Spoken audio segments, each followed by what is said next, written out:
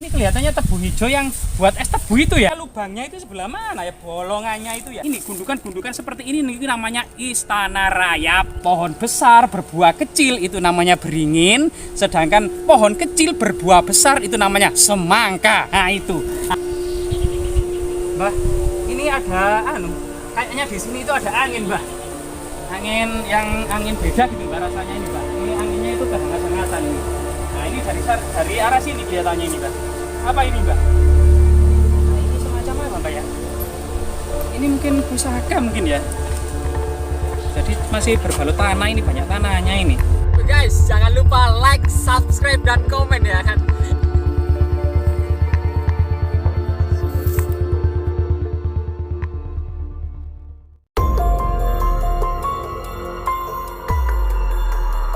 Saat ini kita menyusuri jejak-jejak peradaban kuno ya, harta karun Majapahit yang terpendam.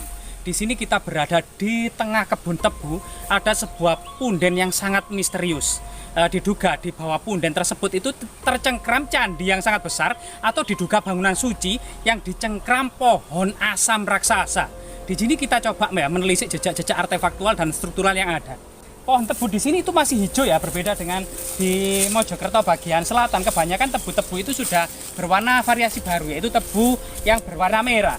Nah, di sini itu tebunya itu berwarna hijau ke kuning-kuningan gitu loh. Nah, ini kalau sudah tua itu loh.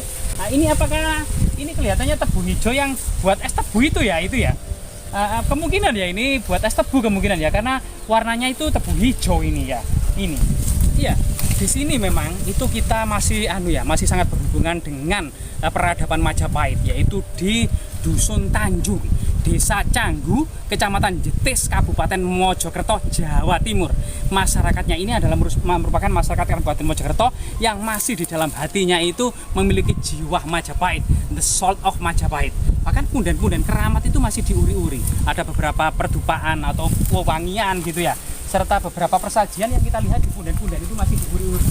Nah, kalau di sini itu tebunya itu habis ditebang ini, jadi tanah lapang, tapi di kiri kanannya itu belum. Yang di sini ternyata varian baru. Nah, di sini itu tebunya itu sudah berwarna merah, tebunya di sini. Tebunya itu berwarna merah. Kalau di sini memang tebunya itu hijau ke kuning-kuningan gitu ya. Nah, ini. Nah, coba kita apakah tanahnya ini juga mengandung artefaktual ya?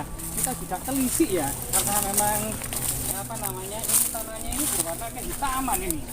Lah, seperti ini yang gundukan-gundukan di dalam tebu.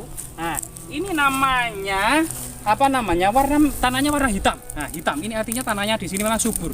Jejak kemudian endapan tanah aluvial di masa lampau ya, termasuk tanah humus. Nah, ini gundukan-gundukan seperti ini namanya Istana Rayap. Nah, di dalamnya itu pasti ada rayap atau kemudian Raja Rayap itu dinamakan Raja Rayap yang seperti ular yang besar putih itu namanya kalau nggak salah itu apa namanya Raja Rayap itu ya? Serangga. Apa ya namanya Raja Rayap? Serangga, semacam serangga gitu ya. Raja Rayapnya itu ya. Nah, itu biasanya dicari oleh warga untuk semacam kesehatan gitu ya dan vitalitas gitu ya. Nah, itu dimakan oleh warga karena banyak mengandung protein. Nah, di sana itu sudah terlihat dari kejauhan itu adalah Dusun Tanjung, Desa Tanjung. Jadi nama dusun ini ternyata sangat erat kaitannya dengan peradaban kuno Majapahit ya, Bunga Tanjung ya, atau Bunga Teratai. Nah, itu di Desa Canggu, pelabuhan kuno masa Majapahit. Sedangkan kalau di situ kita melihat varian tebu yang berwarna hijau, nah di sini itu tebunya itu berwarna merah kalau di sini. Nah, ini.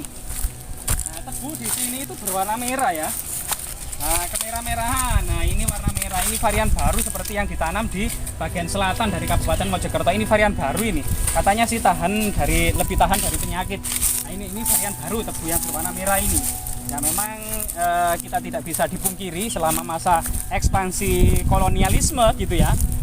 Setelah jatuhnya setelah perang Diponegoro ya tahun 1825 sampai 1830, maka Kabupaten Mojokerto atau Provinsi Bangwetan, bagian dari Kesultanan Mataram Islam ya, atau Mancanegara Wetan ini ya, bagian wetan ini sudah jatuh ke tangan VOC, jatuh ke tangan pemerintah kolonial Belanda ya itu.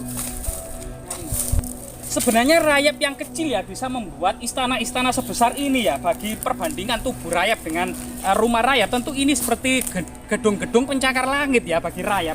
Karena rayap itu sangat kecil.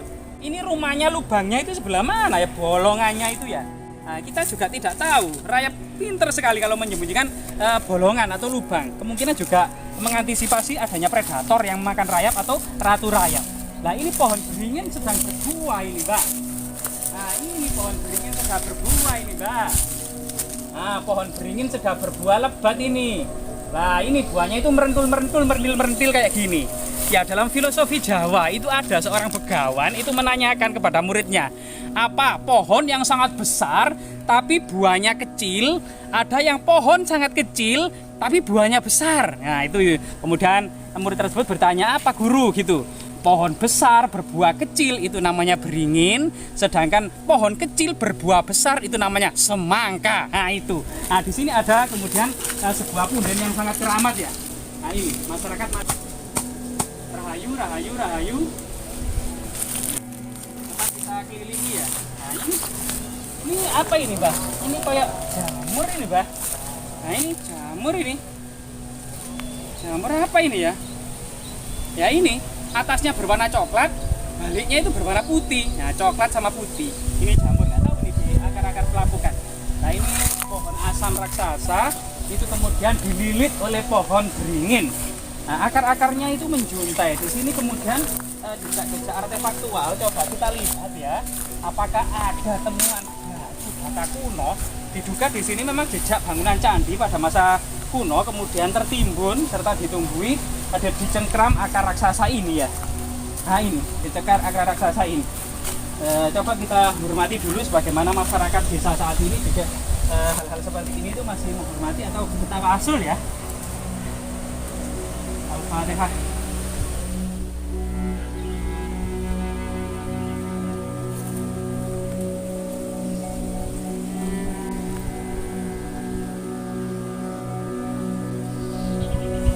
Mbah, ini ada kayaknya di sini itu ada angin, Mbah. Angin beda gitu, Mbah, rasanya ini, Mbah. Ini anginnya itu kehangat-hangatan ini. Nah, ini dari arah sini kelihatannya ini, Mbah.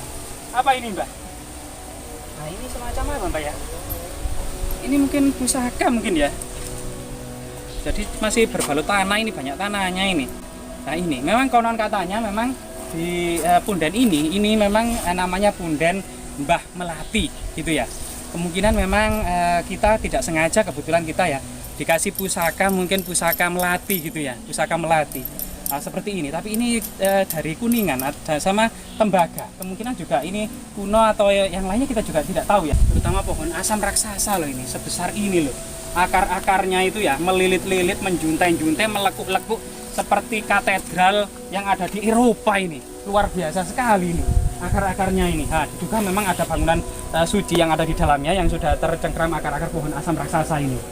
Ya, pohon asam raksasa ya memang memuat cerita yang sangat mistis juga ya. Pohon asam raksasa ini diduga memang ini pohon asam raksasa ini sudah berumur sekitar 400 sampai paling maksimal sampai 700 tahun lah.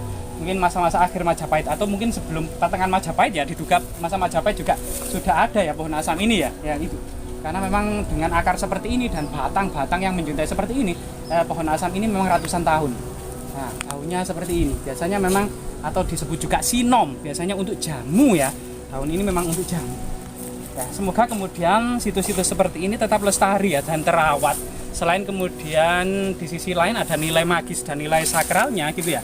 Kita sebagai generasi muda, situs budaya Majapahit itu ya juga bisa memberikan edukasi lah di tengah-tengah masyarakat serta informasi bahwasanya ya Majapahit itu pernah menguasai seluruh Nusantara gitu ya, dengan yang sangat-sangat tradisional, dengan perahu gitu ya, dan alat komunikasi juga tidak secanggih saat ini, tetapi semangat yang membara untuk menyatukan Nusantara ini merupakan mahkota yang ada di dalam setiap dada masyarakat seluruh Nusantara. Pentingnya persatuan dan kesatuan. Dan memang hal seperti ini selain kemudian ada nilai magis, tentu ada nilai edukasi bagi kita semua.